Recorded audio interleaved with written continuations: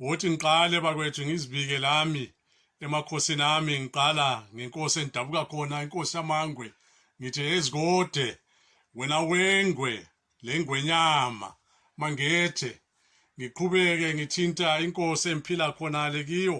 ngapha kwelakithi kumzilikazi ngithi mdunga mbulazi bayethe kini lapha bakhosi sitholile umbiko ovela khonale olethwa inkosi uThelezi uGatsha umbiko lo ukhuluma ukuthi hayibo isilo sesikhotheme indaba embi kakhulu isilo sisebenzile bakwethu savuselela ezamasiko savuselela ubukhosi hathi kwaZulu kuphela kodwa jikilili iSouth yonke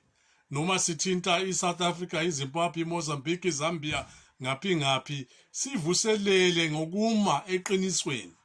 ukuthi ezinye izinto zithinta thina bomsundu kakhulu thina sithi inkosi ngabantu into engene yasibamba yasixhasa ngendlela ephezulu ngoba bonke laba bantu engibaqambayo izizwe zonke lezi badlule phakathi kwenkinga enzima sebebona ukuthi hayi sithole ukuthiwa yi-independence ngemva wesikhathi eside kakhulu kodwa sesiyitholile leyo independence kwangathi kungena izigange ezithize ezibutha ezenza izinto ezithize angingeni ku-politics ngiyathinta nje ukuthi mase sikhangela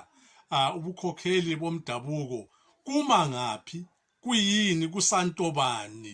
kwelakithi ngendlela leyo yiyo into ehanjwe yachovwa phambilini kakhulu ngesilo esikhotheme amalanga ladlulileyo inkosi le isebenze kakhulu nyabe sithi kwamaZulu ukuthi hayibo bakwethu ayilale ngenxeba lakho nyabe sithi emadodeni kuphela ukuthi hayibo ayihlale phansi bamba umthetho singayakazi kakhulu sihloniphe isikhathi lesi esihambileyo ngoba ubhejana ophuma esixukwini ukhotheme umhlanga wabahlabathi ukhotheme imvukuzane evukuzela ebusuku ikhotheme yiko kufanele sihloniphe lokho sikubone sisebenze sifihle kahle inkosi yakithi